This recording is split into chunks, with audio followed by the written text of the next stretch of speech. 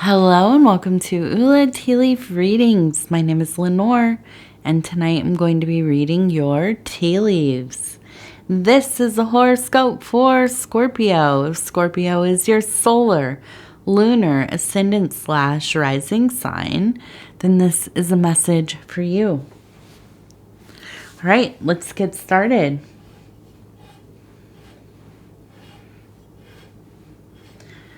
Okay, and our card for tonight is the Ace of Cups.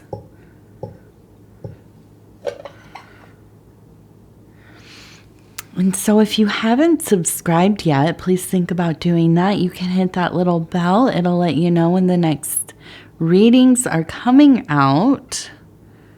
And it is free to subscribe.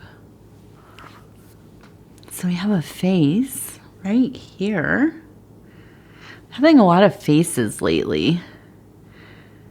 Just kind of almost looks like it has maybe some little horns on it.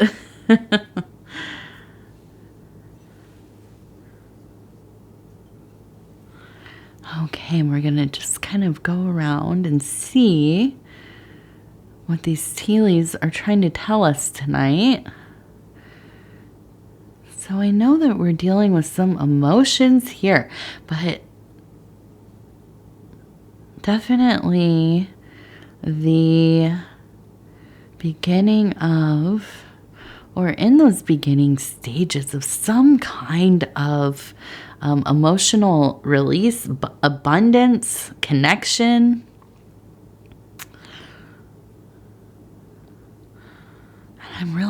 I'm looking at that face and I'm thinking, my goodness.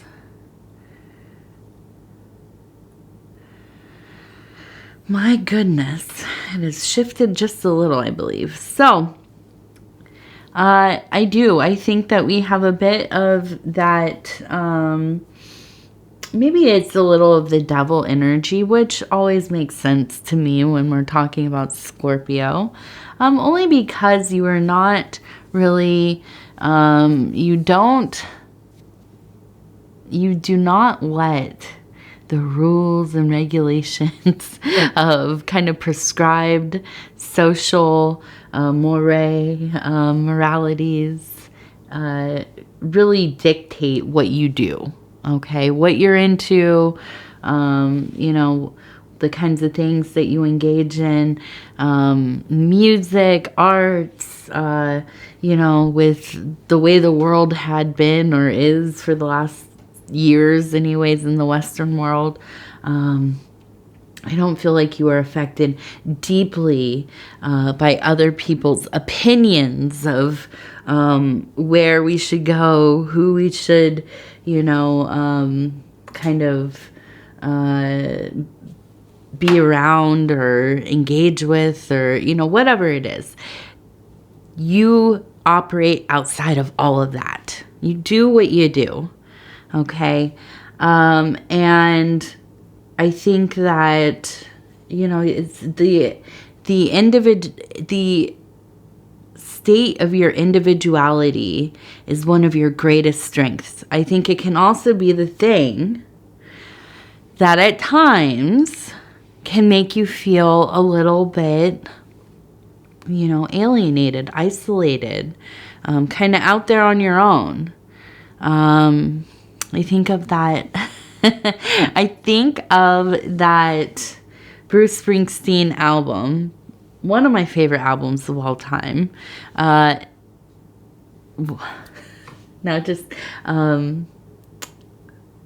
my gosh, what is it called?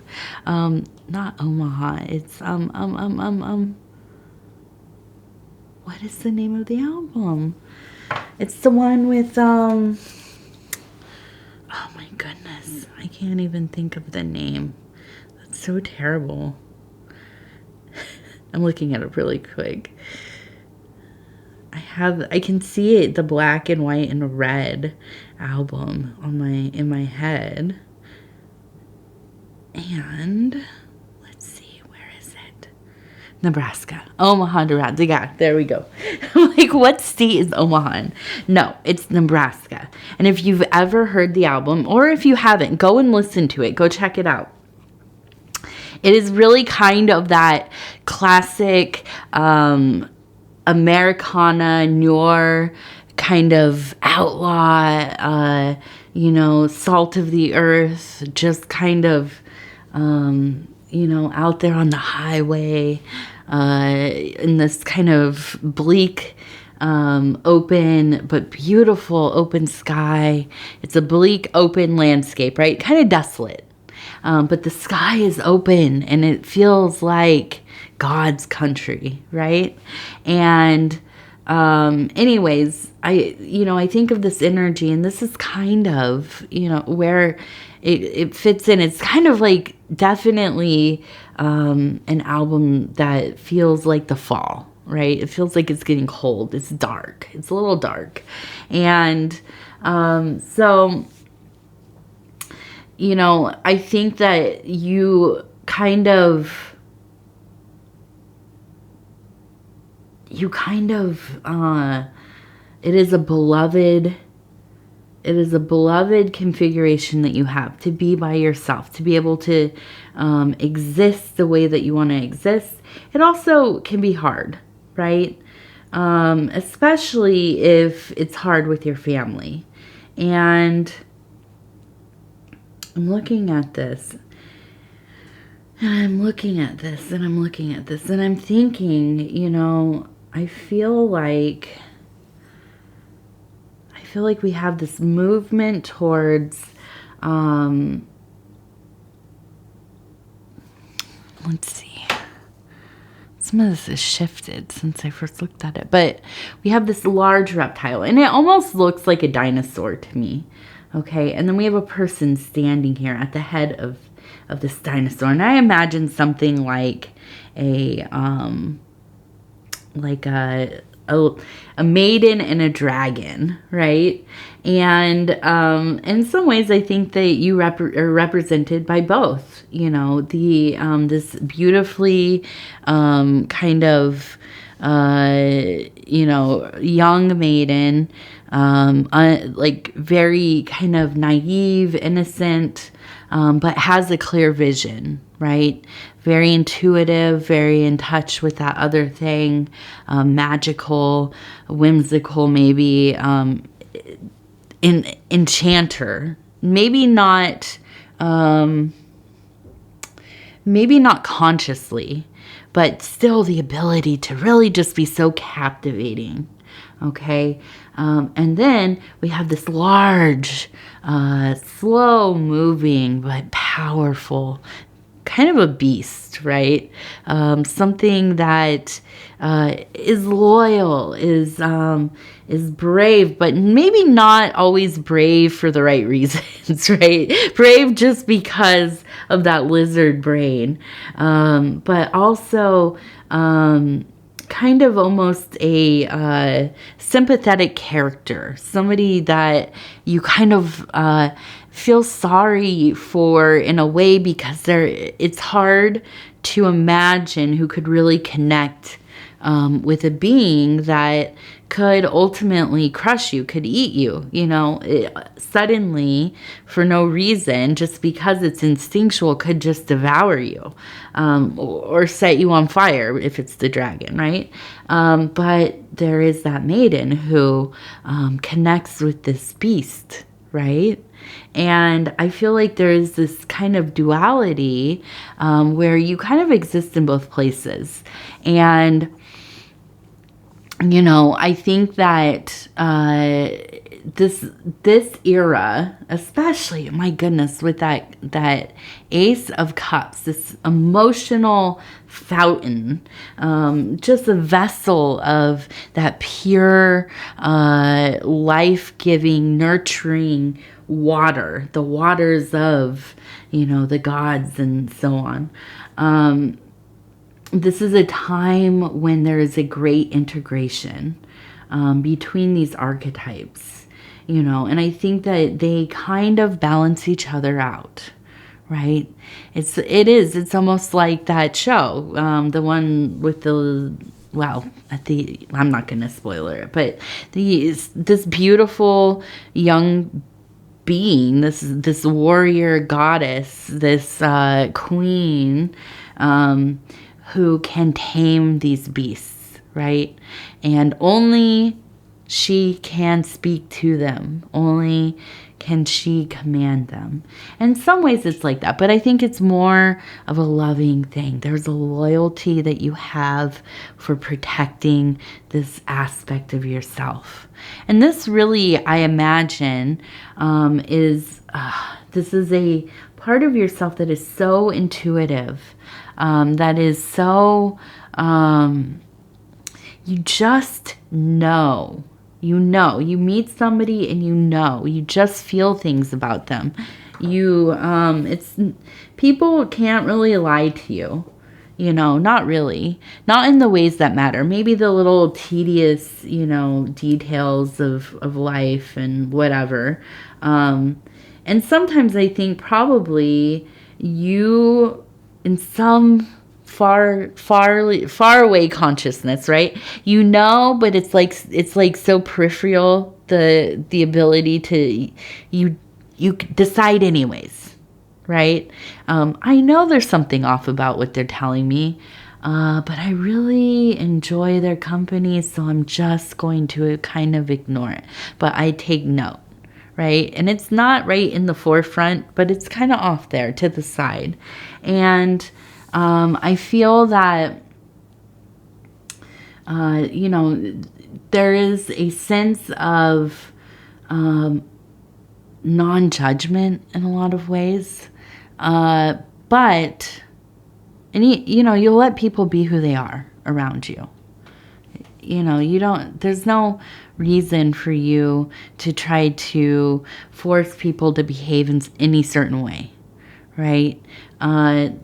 But, and I think this is where, you really, I think you're really coming into this place where it's so much about the quality of the kinds of people who you are letting into your sacred space. Whereas these younger archetypes, I think, are out in the world exploring what people are like and maybe a little naive. You are not. And that's where the dragon comes in. So really being more discerning. And it's not that you're judging people. You want people to be who they are. Of course. That doesn't mean they get to be who they are. Unsavory, a predator, deviant, unkind, whatever it is.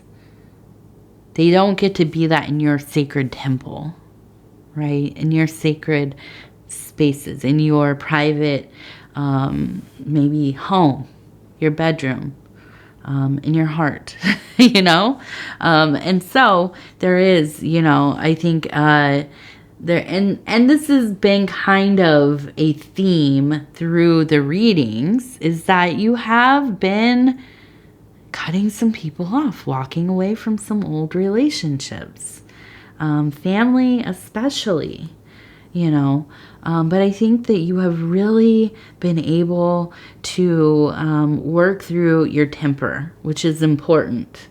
And now I see a person on a sleigh. Okay, and is that Santa? I don't know, maybe. But whoever it is, they are taking you home. And maybe you are. Maybe you're going home to visit for the holidays, for some of the festivities. Whatever it is that's going on, there are a lot of different things to celebrate in the next couple months here. A lot of people getting back together with their core family members, their friends, and, extended family and so on. So, it looks like there will be some travel, okay? And I see we have a bunch of birds kind of sitting together, and especially during the winter here right now. All of the trees, all the bushes, obviously they are bare. we have so many little finches and little sparrows and chickadees and so on, and they stay for the winter. And you can, in the morning, they wait for me to come out and feed them, and and there's just maybe like 150 of them in my honeysuckle bushes. And I just look over and they're all just kind of, sitting there chirping at each other, having their, morning talk. And as soon as they come out, they all get quiet, and then as I leave, I say, good morning, have a nice day. And then they start, coming over to get the food. But I imagine you being in a place that's just full of, people talking and catching up and enjoying one another. And I feel like this will be a time where you feel very close to the people you love. And I think it's even more emphasized than it was maybe last season of holidays, because you have been so brave to really advocate for yourself, for your boundaries, and you have put that into motion. It's not like you've just been saying, I don't like this, I'm not going to put up with it, and then you put up with it, right? You have disengaged where you needed to. And I feel like there's a lot of resolve in that. I think the conflict over it has really died down. I think, when we start to really live the way that, like, we say, I don't want to do this, I'm not going to do this, I won't listen to this kind of talk, whatever, you set those boundaries down, you live by them, people don't even question them after a while. It just becomes how it is. Okay. And I think that, you have really been very clear about protecting your peace. Okay. And again, I think that there's very much this attitude of, you want people to be who they are. You want them to do their thing. They don't have to be, fake around you. But if it's going to be something that is really, kind of stomping your boundaries, making you uncomfortable, a lot of conflict in that, you're just absolutely not engaging. Okay. And I think that this really has set the tone for interactions that are going to feel a lot more meaningful. Okay. And I just imagine this time is going to really kind of fill your heart. There's going to be a sense of really a deep knowing of one another. And that feels good. I really think it feels so good. Now, let's see what we have over here.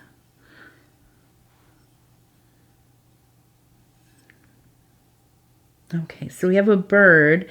It looks like some kind of lake bird or water bird. Maybe like a crane. We have a seashell next to it.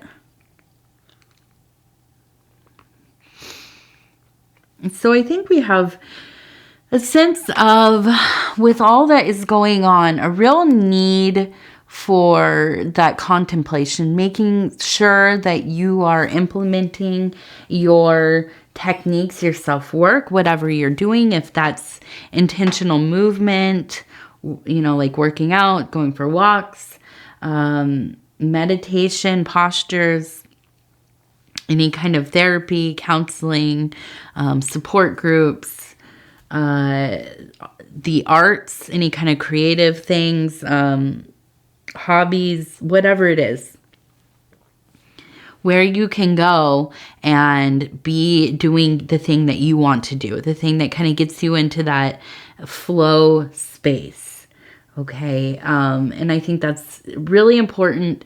Do not abandon it if you are traveling, if you're a routine, which all of our routines are really kind of, disrupted during this time of year. I don't even know what day it is, to be honest with you. I think it's Sunday. Yes, it's Sunday. But really making sure that you make time for that. Take it with you. Find a place to do it. If you're staying at mom's house, dad's house, grandma, grandpa, in a hotel, whatever it is, make sure you're finding time and space to do your thing. Okay. Don't put it down. And then, after the holidays, after all this running around and things, get back to normal, and then it's hard to pick it back up. It really is. So keep it going as much as you can. Okay. And so we're going to look at the Cincy Child affirmation cards, and I'm going to flip right through here, and I'm going to stop right here. I'm going to flip it over, and it says, I nourish my body with healthy food, my mind with education, and my soul with self-development. I like it. Although I really take issue with the healthy food. I'm just going to say food, food, whatever it is, nourishing food. I don't know. I think the internet has made me so hyper aware of language. I'm like, okay, that's a little bit, I don't know, ableist or classist, or I don't know what it is.